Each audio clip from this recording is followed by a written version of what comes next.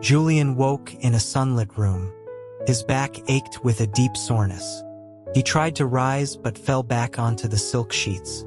A tiny silver bell chimed from his ankle. Ethan had tied it there himself.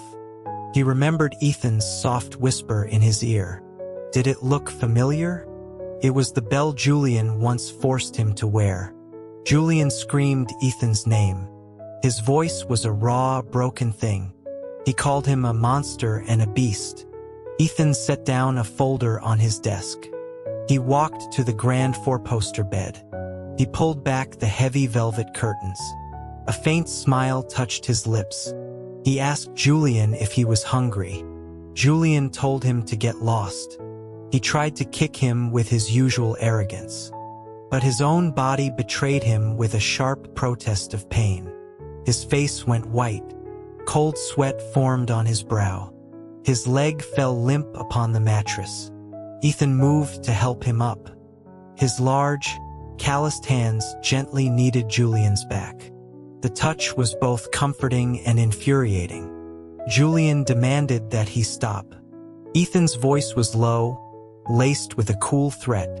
He wondered if Julian wanted to get dressed. His hand shifted lower, a clear and deliberate. What did he want? Julian's teeth were clenched in rage. He had expected Ethan to kill him after the takeover. Instead, he became a captive in his own home. 6 months of this strange punishment had passed. He begged for a quick end to it all. Ethan's expression grew dark and unreadable. He toyed with the delicate silver bell. He asked if last night had not been quick enough. Julian's shame turned to fury. He raised his hand and struck Ethan across the face. Ethan had once been his to command. Julian was the sole heir to a powerful political dynasty. His father was a corrupt senator. His mother was a beautiful foreign socialite. Julian was their only child, destined for power. He was spoiled and undisciplined. His father neglected his duties, but he forced Julian to attend daily lessons. Mr. Anderson was his tutor. He was a stern man who found fault in everything. 10 strikes for unfinished homework. 5 for eating snacks in class. 20 for skipping a lesson. Julian was young and important. The punishments were never severe, but his mother doted on him excessively. She would cry over his supposedly bruised hands. The redness was just makeup she applied in secret. She complained to his father about the mistreatment. His father usually gave in to her theatrics, but this time he stood firm. He suggested Julian choose a companion, someone to share his studies and his punishments. The sons of wealthy donors were paraded before him. They were arranged in small groups. Julian was 7 years old then. Ethan was 11. Among the boys in tailored suits, Julian saw him. Ethan's face was handsome and expressionless. Julian knew he wanted that one. He placed a single red rose into Ethan's hand. Only Ethan was brought before his mother. She told Ethan it was his good fortune to be chosen. She warned him to serve Julian well. Any mishap would be his fault alone. Before she could finish, Julian grabbed Ethan's hand. He pulled him toward his private wing of the mansion. He demanded that Ethan get on the floor. He wanted to ride him like a horse. Ethan remained standing. Leo, Julian's aide, kicked the back of his knee. Ethan collapsed onto the plush carpet. Leo shouted at him for his insolence. Ethan's head bowed in submission. His long eyelashes hid the darkness in his eyes. Julian took this as obedience. He climbed onto Ethan's back with excitement. He urged him to move. Ethan crawled slowly across the thick white rug. The silence was heavy and deliberate. Julian, clinging to his neck, grew bored. He called Ethan a stupid snail. He jumped off his back. Leo rushed forward to entertain him. He made foolish horse noises. Julian laughed until his sides hurt. He then noticed Ethan standing silently. His beautiful eyes were empty. Julian asked who gave him permission to stand. He was an unreasonable child. Ethan had to kneel again. Julian declared that Ethan must always obey him. He threatened him with his father's immense power. A flicker of something appeared in Ethan's eyes. He looked at Julian intensely for a moment. Then he lowered his gaze. Julian believed he had scared him. He did not know the boy welcomed any chaos. Now Ethan simply took the slap. He smiled and turned his head. He began kissing Julian's palm softly. Julian felt a surge of frustrated anger. He could not pull his hand away. He asked Ethan if he had any shame. Ethan suddenly leaned forward. His mouth covered Julian's in a fierce kiss. Julian pushed against his back. His struggles were useless. His mind started to feel dizzy. He relaxed into the embrace. He snapped out of his trance only when Ethan's lips moved to his chest. He was hungry. He needed to eat now. He protested when Ethan's teeth grazed his skin. He asked if he was some kind of dog. Ethan replied that he was only Julian's dog. He kissed Julian's cheek gently. He carefully straightened Julian's collar. Then he carried him to the dining room. Julian saw the red mark on Ethan's face. He felt a small pang of guilt. But Ethan deserved it for his behavior. Leo led a team of servants with the food. The dishes were simple but all of Julian's favorites. Leo was now Ethan's powerful chief of staff. The world seemed unchanged. Only the master was different.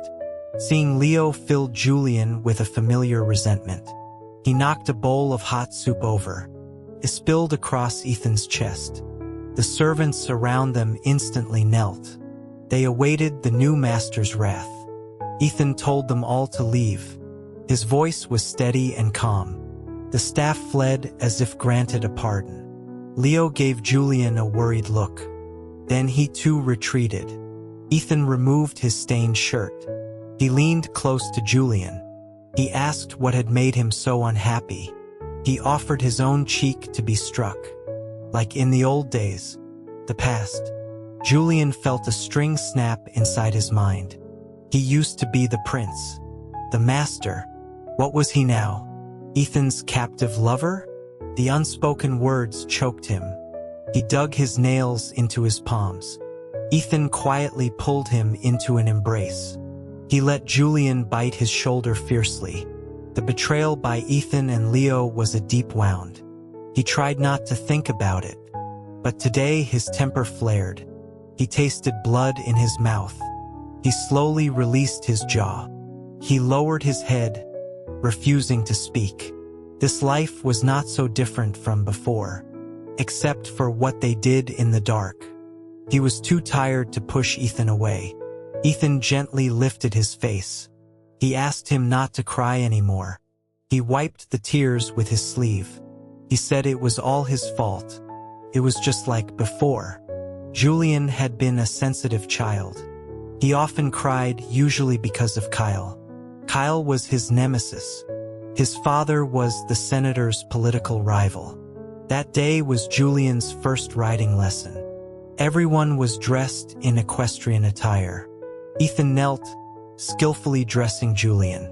He tightened the belt around his waist. Julian felt excited. He imagined himself looking powerful on a horse. Then he heard Kyle's laughter. Kyle mocked him in front of the other boys. Julian's face burned with humiliation. He rushed at Kyle, ready to fight. Kyle just taunted him more. Julian left the stables, defeated. He felt everyone's eyes on his back. He ran until he found his father by the koi pond. He collapsed into his father's arms, sobbing. The senator was clumsy with affection. He motioned for Ethan to come forward. Ethan told Julian not to cry. He said Kyle was just jealous. He assured Julian that he had a fine figure. Julian's eyes widened, looking for confirmation. Ethan affirmed that jealousy often made people cruel. He wiped Julian's tears. Later, he helped Julian get revenge on Kyle. The memory of Ethan's past kindness softened him. Just a little. He saw the blood seeping through Ethan's shirt. He mumbled that Ethan should see a doctor. His own stomach suddenly churned. He had eaten very little, but now he felt sick. He threw up everything. The doctor came and took his pulse. He hesitated for a long time. Finally, he stated that Julian was not seriously ill. It was just the summer heat and lack of sleep. He prescribed rest and some herbal supplements. After the doctor left, Julian glared at Ethan. He felt weak and resentful. The summer heat was oppressive. Julian liked to drink iced tea to cool down. He was relaxing on a lounge chair by the garden pavilion. Leo approached, looking concerned. He said Julian was drinking too much of the cold beverage. This was his 5th glass. Julian ignored him. He continued sipping his tea. Leo bowed deeply. Then he firmly took the glass from Julian's hand. Julian stared at him with cold resentment. He got up and walked back to his room. He shut the door on Leo and the other attendants. He made sure he was alone. He pulled a small, folded note from his sleeve. Leo had slipped it into his hand. He wondered what game Leo was playing now. The note was from Sebastian. It detailed an escape plan. A chance to leave was here. But did he really want to go? The curtains behind him were silently drawn open. Ethan was standing there with a smile. Julian looked up, startled. Ethan held a box filled with delicate chains. They were made of gold and silver, set with gems. They looked like necklaces for a woman. He told Julian to choose one. Julian pulled a blanket over himself. He shoved the note under his pillow. He told Ethan to leave him alone. Ethan paid him no mind. He selected a silver chain with a ruby. He said the color suited Julian's fair skin. Julian would soon learn the chain's true purpose. He watched as Ethan slowly tied a beautiful, intricate knot. When Julian awoke, Ethan was gone. He felt sluggish and unwilling to move. He suddenly remembered the note. He checked under his pillow. It was still there. He burned the paper, leaving no trace. He lay back down, relieved. Then he saw the box of chains on the nightstand. His face flushed a deep red. Ethan was a pervert. He could not fight him, but he could run. He decided then. He had to get away from Ethan. Sebastian was a gentleman. He would never be as shameless as Ethan. Sebastian and Ethan were once considered rivals. Both were exceptional in looks and talent.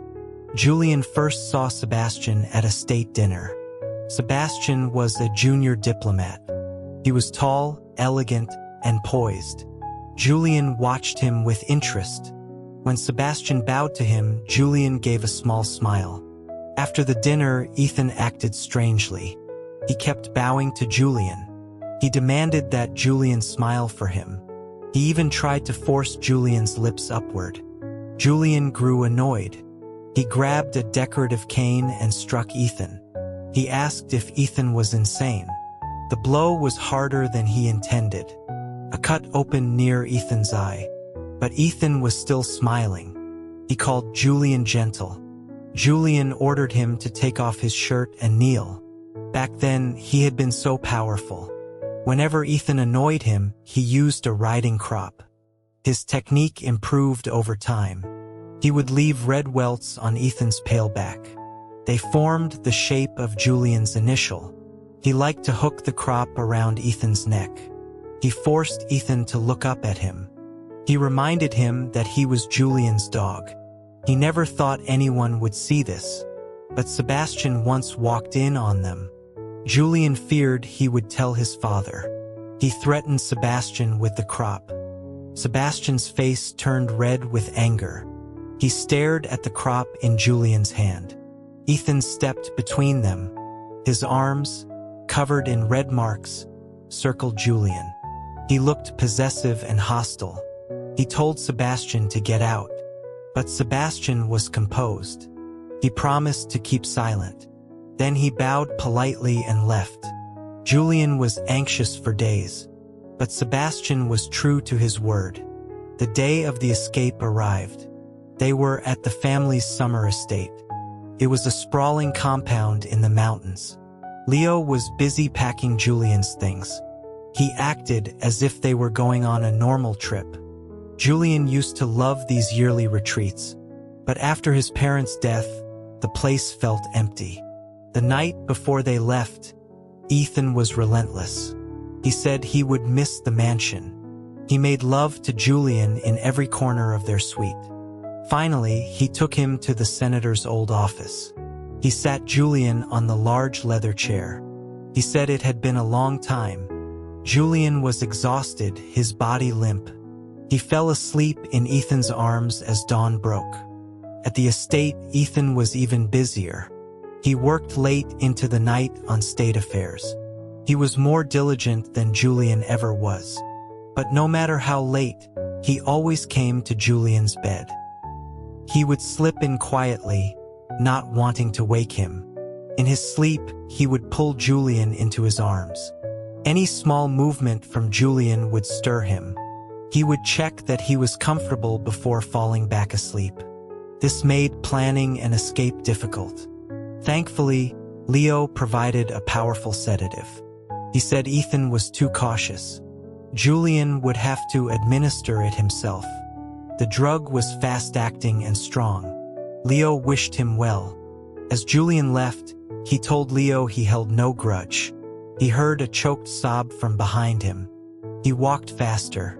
That night, Julian took the antidote. He kissed Ethan with a desperation he had never shown. It was the first time he had initiated. Ethan was surprisingly compliant, but the look in his eyes unnerved Julian. He covered them with his hand. As their lips met, he passed the drug to Ethan. Ethan's kiss suddenly grew fierce. Julian's heart pounded in his chest. But soon Ethan's strength faded. He fell unconscious. Julian left without a second look. He feared his resolve would crumble. His father had shown him all the secret passages. He knew how to avoid the guards, and Sebastian was waiting for him. He never looked back. He did not know that Ethan opened his eyes. It was right after he left the bed. A wooden door creaked open. Moonlight illuminated a tall figure before a dusty altar. It was an old, abandoned chapel on the mountain. Julian called out to Sebastian. Sebastian rushed forward and pulled him into a tight hug. Julian struggled, surprised by the gesture. Sebastian quickly released him. The moment of intimacy vanished. He told Julian they had to hurry. Car was waiting outside the city. A black horse was tied behind the chapel. It blended into the darkness. Sebastian lifted Julian onto the saddle. The scenery began to blur around them. Julian leaned against him, glancing back once. Sebastian asked if something was wrong. Julian shook his head. He cleared his mind of stray thoughts. They would take a boat to the southern islands. Sebastian mentioned he had planted peach trees there for Julian. Julian told him he was not royalty anymore. Sebastian replied that he would always serve him. A cave at the foot of the mountain led outside the city. The tunnel was dark and narrow. The sound of water echoed inside. At the cave mouth, Sebastian dismounted. He patted the horse, and it disappeared into the night. Julian could not see well in the dark. He held onto Sebastian's sleeve. Sebastian warned him to be careful. An underground river flowed through here in the summer. He seemed to know the path well. Julian asked how he knew of this secret tunnel. Sebastian explained that Julian's father had told him. If there was ever trouble, he was to bring Julian here. His father? A wave of grief washed over Julian. His eyes filled with tears. As they neared the exit, moonlight streamed in. A familiar voice came from the mouth of the cave. It asked why Julian did not ask him instead. Julian instinctively let go of Sebastian's sleeve. He glanced guiltily at Ethan. Ethan's face was a cold, hard mask. The usual warmth was gone, replaced by icy rage. How could he be here? Ethan must have been pretending to be asleep. The sedative, it was a trick. Julian's shock turned to anger. He accused Ethan of conspiring with Leo to deceive him again. Ethan's laugh was cold. He told Julian to come to him. Dozens of armed guards appeared behind him. They blocked the cave exit completely. Julian was frozen in place. Ethan held out his hand. He said it was Julian's birthday. He had a gift for him. But Julian did not move. He saw the fury in Ethan's eyes. Sebastian drew a sword, standing in front of Julian. He accused Ethan of treason. Ethan sneered at him. He told Sebastian to put the sword away. He did not want Julian to get scared. Julian felt his heart pounding. The guards were ready to move. He snatched the sword from Sebastian. He pointed it at Ethan. He told him not to come any closer. Ethan kept walking toward the blade's tip. It was clear there was no escape. Julian felt a strange lack of disappointment. He knew Ethan would never truly harm him, but he could not let Sebastian be punished. He turned the sword, pressing the blade to his own neck. Ethan stopped dead. His eyes widened in horror. The trick had worked. Julian signaled for Sebastian to stay calm. He told Ethan to back away. Ethan took a step back. Julian demanded more distance. He made Ethan promise not to harm Sebastian. After all, it was Julian's idea to run. An emperor, he said, must keep his word. Ethan agreed through clenched teeth. He begged Julian to put the sword down. It was heavy. Julian wanted to drop it, but to obey Ethan so easily in public felt shameful. Suddenly, the ground trembled violently. Both Ethan and Sebastian lunged toward him. There was a deafening roar. The sword snapped in two. When Julian awoke, a green-eyed man was tending to his leg. The man saw he was awake and offered him water. Julian asked who he was and where they were. The man introduced himself as Astian. He had found Julian by a riverbank. They were now in an inn outside the city. Fragments of memory returned. Falling rocks. A dark, rushing river. He had been swept away by the current. He had survived. Astian watched him with a sad, guilty expression. His long, blonde hair fell across his shoulders. He explained he was a prince from a small country. He was part of a diplomatic mission. Some of their tribute fell into the river. They found Julian unconscious while retrieving it. Their shaman had a brilliant idea. Instead of the lost gifts, they would offer Julian. The beautiful young man would be a tribute. Astian apologized. He said he was powerless to stop the shaman. He finished dressing Julian's wounds and left. 2 days later, Julian found himself among the other tributes. He was sent to the summer estate. The plan had worked in a strange way. A new, portly chief of staff was organizing the gifts. He directed that the rare animals go to the zoo. The jewels were sent to the treasury. He then looked at the human tributes. He decided to send the best-looking ones to serve the new ruler. He pointed to a few, including Julian in his red silk. The path to the main residence was long. Julian's legs still hurt. He asked a young aide where the master was. The aide scolded him for his impertinence. One did not ask about the ruler's whereabouts. A sneering voice whispered beside him. A stunningly beautiful man introduced himself as Red. He said Julian was pretty. The new ruler would surely like him. Julian found him strange and moved away. Suddenly, the aide hissed for everyone to kneel. The ruler was approaching. Julian's luck was incredible. He was about to call out Ethan's name, but someone pushed him hard from behind. He stumbled and fell into the middle of the path. A stern voice boomed. Who was causing a disturbance? He heard Red's quiet, triumphant laugh. That fool. A surge of anger gave him strength. He shouted Ethan's name at the top of his lungs. The aides who came to drag him away froze. They looked at him like he was insane. The ruler had been searching the river for 2 days. He was exhausted and not to be disturbed. Julian ignored them. He saw Ethan running toward him. He sat on the ground and opened his arms. The onlookers were stunned. They watched as the dark-clad ruler gently lifted the man. He carried him toward the main residence. The ruler's haste was a source of great gossip. Ethan brought him to the bedroom. He checked every inch of Julian's body. He was relieved to find only minor injuries. He asked if Julian was scared in the water. Julian had never seen him so frantic. He lied and said he was fine. He knew how to swim. In reality, the current had knocked him out instantly. Ethan's eyes were bloodshot and tired, but they were filled with concern and relief. Julian felt a pang of guilt. He patted Ethan's head gently. The motion caused the thin silk shirt to shift. It brushed against Ethan's face. Ethan's expression stiffened. His face slowly darkened. An ominous feeling crept over Julian. Ethan asked if he had fun.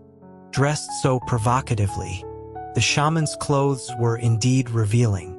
But Julian knew better than to provoke Ethan now. Ethan's cold hand touched his injured leg. He asked again if he was scared in the water, if he had fun. Julian flinched and tried to move away. Ethan's voice was a low growl. He asked if Julian still wanted to run. He produced a long, thin riding crop. The cold tip touched Julian's lower back. Julian scrambled away in panic. He did not understand this reaction. This was not how reunions were supposed to go. Ethan spoke of a gift he had made. For a birthday Julian chose to spend with another. The whip whistled through the air. A sharp pain made him cry out. He screamed at Ethan. He should have never come back. Ethan asked where he would have gone. Julian sobbed that Sebastian had planted peach trees for him. He accused Ethan of only knowing how to hurt him. Ethan's voice was laced with sarcasm. He noted Sebastian's deep affection for Julian. That was why Julian chose him.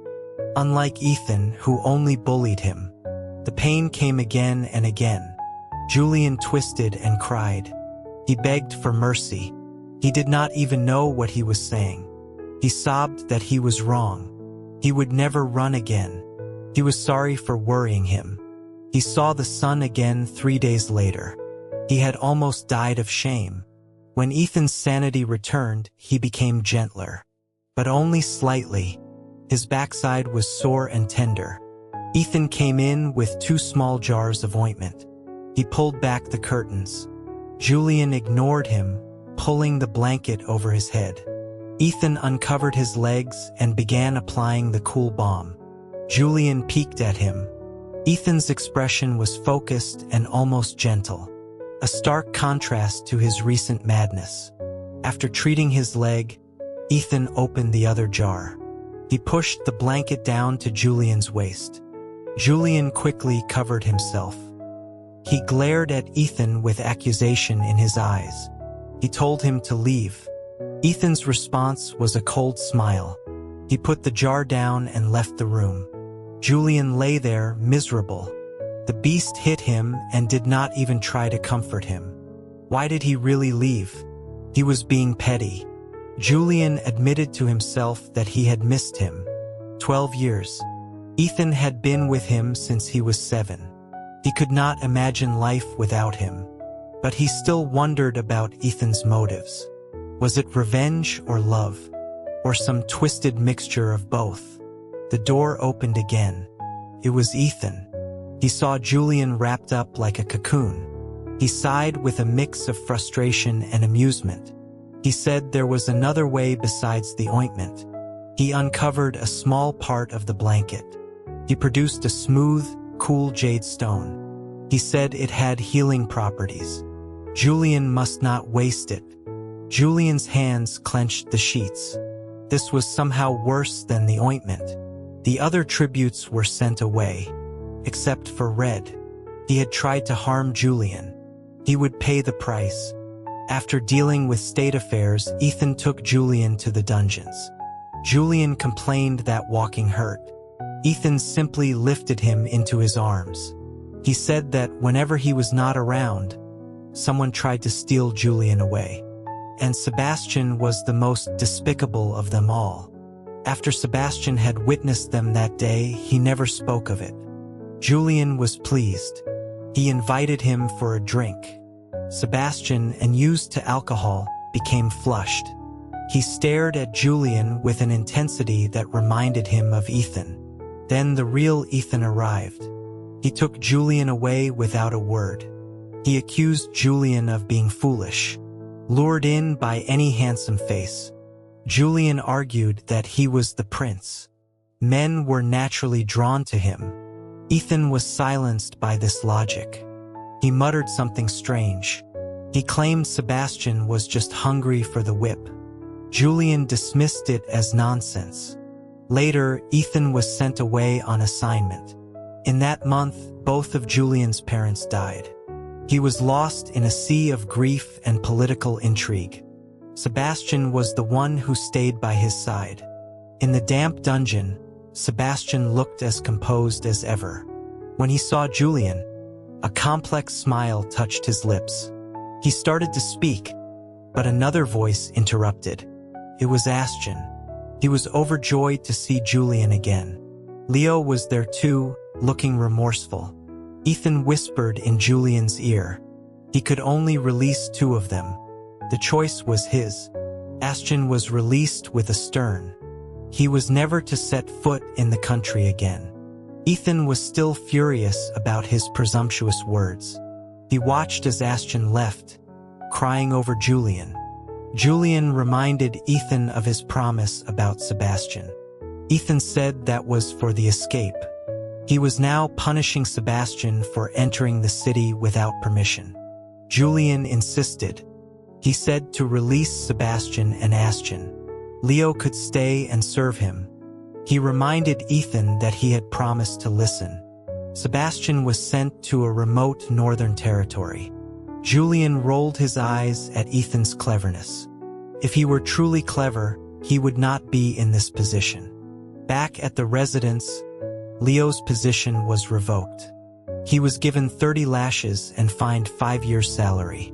He limped beside Julian, offering support. He was the son of a traitor. Ethan had saved him and revealed the true culprit. Leo had worked for Ethan to get his revenge.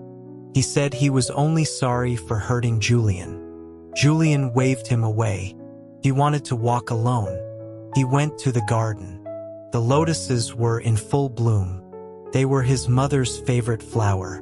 Red carp, his father's pets, swam beneath them. He looked at the calm water. He sorted through his feelings for Ethan. He realized he might truly love him. His thoughts were interrupted by a group of chattering women. One, a girl in pink, ordered her maid to pick a lotus. Her friend warned her against it. This was a private garden. The girl in pink bragged that her father was influential. She was sure to be chosen as the ruler's new consort. A new consort? For Ethan? Julian watched the maid reach for a flower. He snapped back to reality. He shouted at her not to pick it. That pond was a gift from his father to his mother. The girl in pink asked who he was. She was defiant. Julian hesitated. What was his title now? Deposed ruler? One of the other girls whispered to the one in pink. Her eyes widened in recognition. She sneered at Julian. A man from nowhere seducing the ruler. The maid, encouraged, told him to kneel before her mistress. Julian repeated his command. Do not touch the flowers, or be thrown out. He turned to leave. He had to ask Ethan about this. The girl grabbed his arm. Julian was still unsteady on his feet. He could not dodge her. He pushed her away. At that moment, Ethan's angry voice echoed across the garden. The girl suddenly pulled Julian's hand forward. She fell backward into the pond. It was a classic, pathetic trick. A scene from a bad drama. Ethan rushed to Julian's side. He knelt, checking if he was hurt. Julian shook his head. He pointed to the girl being pulled from the water. He said she almost ruined the flowers. The girl cried pitifully. She told Ethan that Julian had insulted and pushed her. Ethan's face was dark with rage. He kicked the girl back into the pond. Then he swept Julian up and walked away. Hanging on his neck, Julian tugged at his ear. He asked if the rumors were true. Was he going to choose a wife? He had asked this question before. When he was 16, his father had tried to arrange a marriage for Ethan. Julian had forbidden it. His father was confused. Ethan was his companion, not his husband. Julian did not care. He snuck out of the estate. He went to Ethan's family home. He demanded to see him. Ethan found him in the third courtyard. He asked why Julian was there. Julian surveyed the small, sparse room. He asked where all the gifts he had given Ethan were. He sat on the bed. He asked if Ethan wanted to get married. Ethan's gaze flickered. He did not answer. Julian took this as a yes. He slapped him. He said no one would want to marry him. He forbade it. Ethan, with a red handprint on his cheek, actually smiled. He said he would not marry. He took Julian's hand, his mood seeming bright. He said he kept Julian's gifts in a safer place. He escorted him back to the estate. The marriage issue was dropped. But now Ethan was the one in power. He might not listen anymore. Julian thought he should have made Ethan a eunuch. That would solve the problem. Ethan gave him the same answer as before. He would not marry. A breeze carried the scent of lotus flowers, tangled their hair together. Ethan took Julian's hand. He placed it over his chest. He said his heart would only ever beat for Julian. His heartbeat was a strong, steady rhythm against Julian's palm. Ethan confessed he had done wrong. He had hurt Julian deeply. He did not dare ask for more. He just begged Julian not to leave him. He asked for a chance to make amends. He asked Julian to marry him. Julian's own heart was pounding. He answered with a kiss. He leaned his forehead against Ethan's. After a moment, he bit him lightly. He said if Ethan had said this sooner, all the trouble could have been avoided. In the past, when Julian was ruler, he hated the work. He gave it all to Ethan. His old tutor, Mr. Anderson, was worried. He warned Julian that Ethan was ruthless, a wolf in sheep's clothing. But Julian did not care.